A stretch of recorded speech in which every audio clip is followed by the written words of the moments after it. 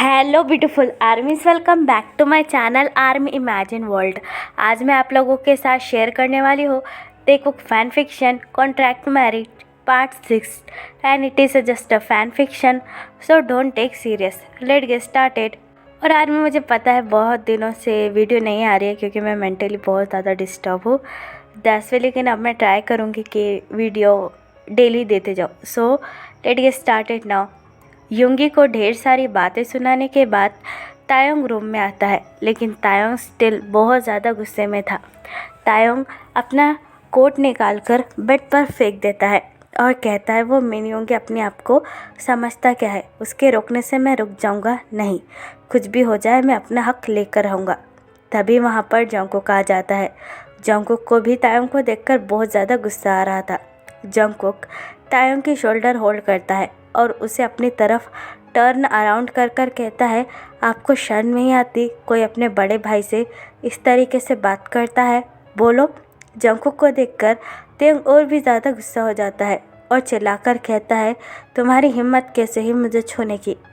मैंने कहा था ना मुझसे दूर रहो, और ये हमारा फैमिली मैटर है, तो तुम बाहर का लड़का कुछ ना बोलो तो ही ठीक है।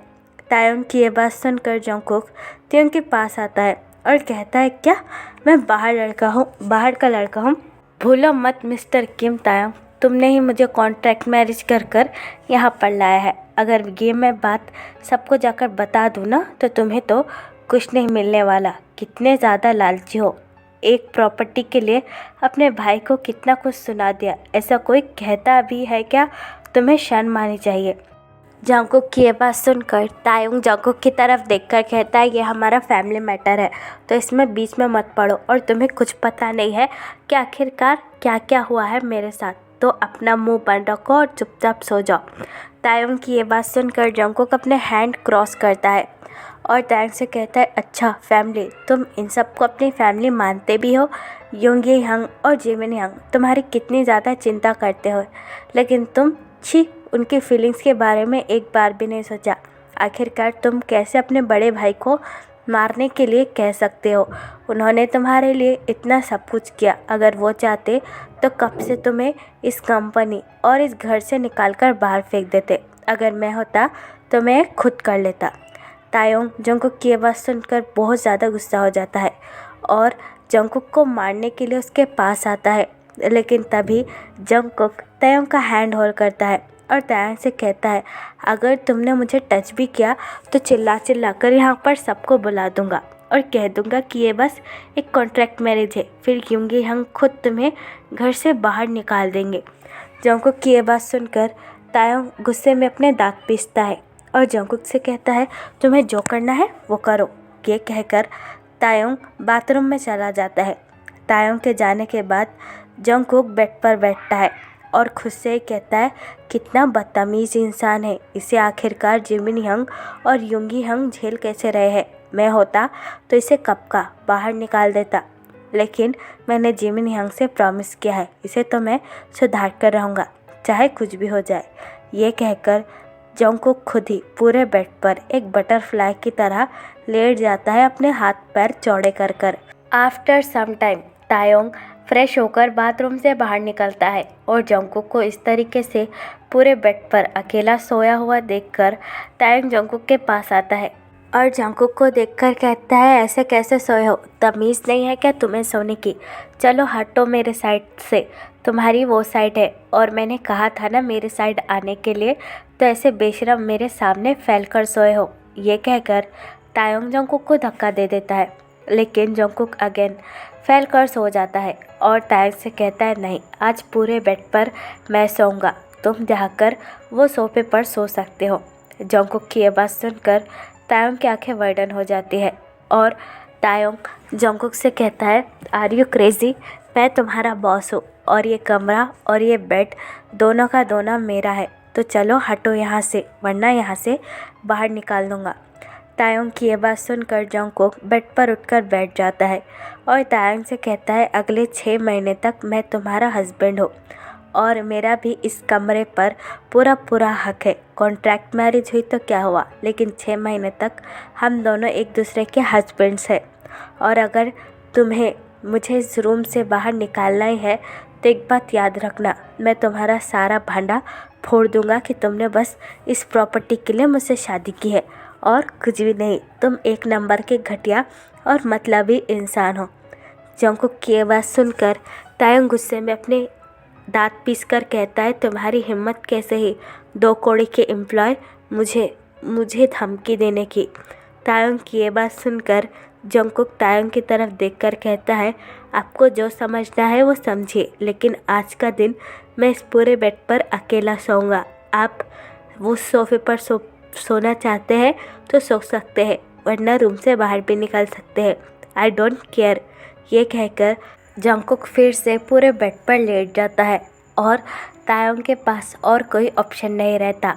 तायंग गुस्से में जाकर सोफे पर लेट जाता है और कहता है, तुम्हें तो मैं बाद में देखूंगा। ये कहकर तायंग सोफे पर ही पूरी रात सो जाता है। दूसरी तरफ योंगी को बहुत ज़्यादा हर्ट हुआ था तायंग की बातों से। जिमिन योंगी के पास आता है और योंगी से कहता है, योंगी प्लीज़ तायंग की बातों का बुरा मत मानो, तुम्हें पता है ना वो कैसा है। जिमिन की ये बात सुनकर योंगी अपना हेड नोट करता है और जिमिन से कहता है, हाँ मुझे पता है, लेकिन मैं क्या करूँ जिमिन, ये बात सच है। अगर जब तक तायंग अपने शादी के असली कागजात नहीं दिखा सकता, हम भी कुछ नहीं कर सकते। मैं क्या करूँ मुझे तो समझ में नहीं आता। आखिरकार तायंग मुझसे इतनी ज़्यादा नफरत क्यों करता है। योंगी की ये बात सुनकर जिमिन अपना एक हाथ योंगी की बैक पर रखता है और योंगी से कहता है, ज़्यादा चिंता मत करो, धीरे धीरे कर सब ठीक हो जाएगा। चलो काफ़ी रात हो चुकी है, हम जाकर सो जाते हैं।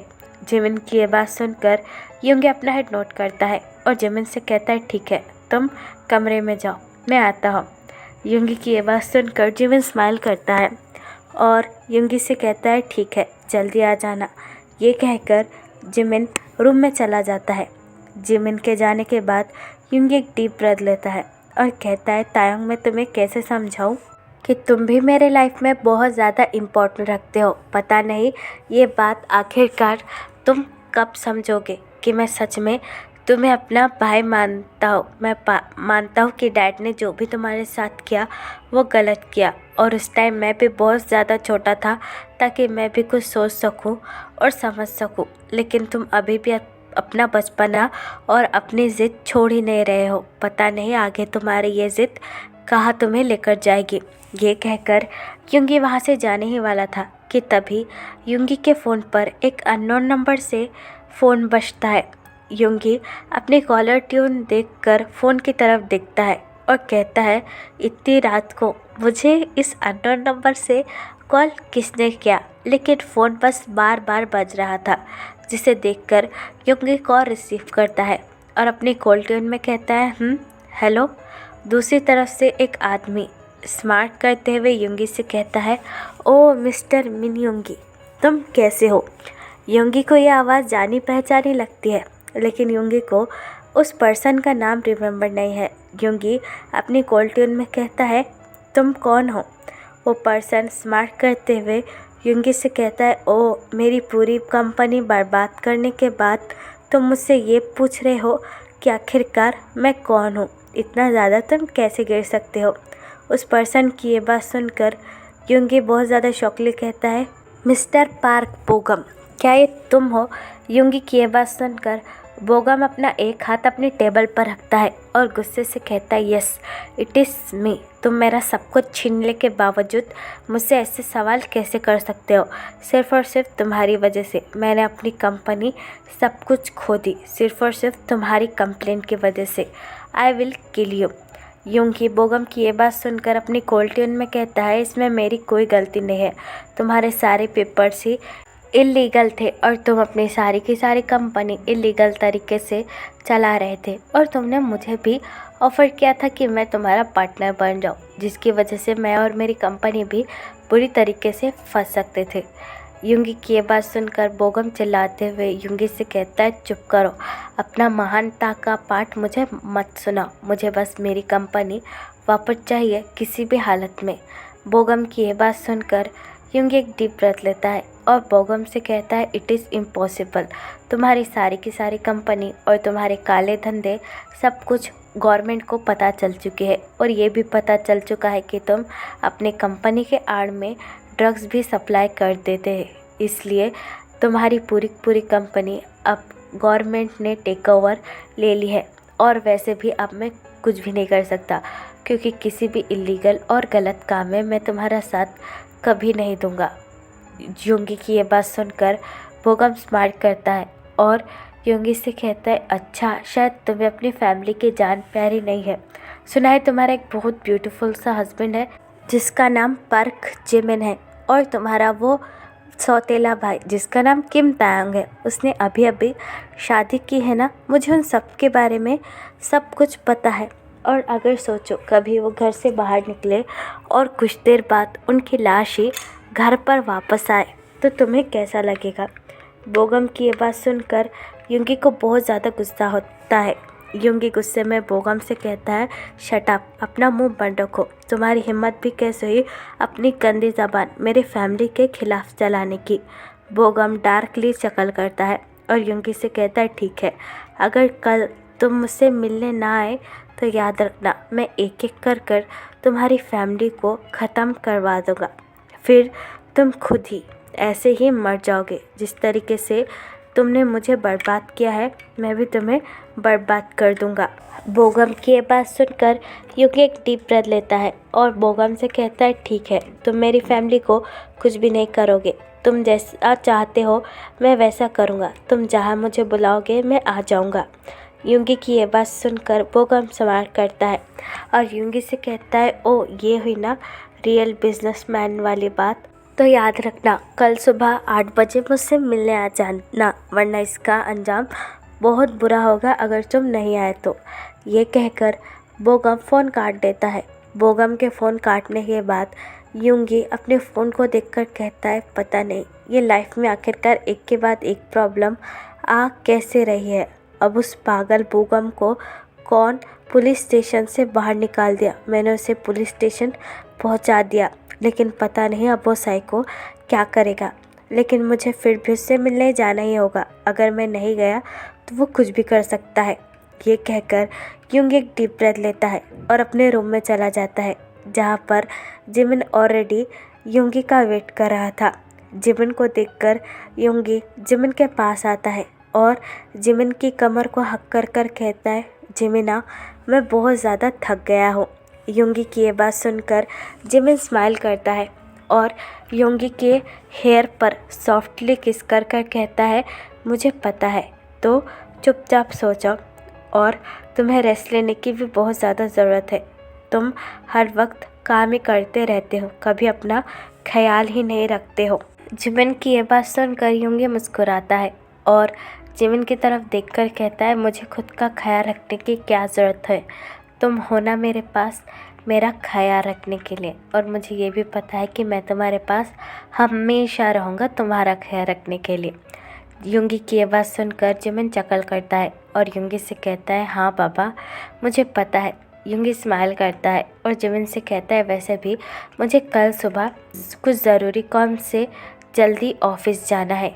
योंगी की ये बात सुनकर जिमिन योंगी की तरफ देखकर कहता है, क्या कल सुबह तुम्हें अचानक से जल्दी क्यों जाना है। जिमिन की ये बात सुनकर योंगी जिमिन की तरफ देखकर कहता है, कुछ इम्पोर्टेंट मीटिंग है, सो कल सुबह जल्दी जाना है। योंगी की ये बात सुनकर जिमिन स्माइल करता है और योंगी से कहता है, ठीक है, अब चुपचाप सो जाओ। ये कहकर योंगी और जिमिन एक दूसरे को हक कर सो जाते हैं। तो फिर चलिए गाइस, इस पार्ट को मैं यहाँ ख़त्म करती हूँ। आपको ये पार्ट कैसा लगा प्लीज़ मुझे कमेंट में बताना और प्लीज़ चैनल को भी सब्सक्राइब कर देना। अगर आप भी मेरे साथ ऑनलाइन मार्केटिंग या फिर अफिलिएट मार्केटिंग करना चाहते हो तो आप मुझे कमेंट बॉक्स या फिर मेरी इंस्टाग्राम आईडी जो कि है तेगो क्लब स्टोरी, वहाँ पर बता सकते हो। तो फिर चलिए guys, bye, love you, take care, bye, everybody.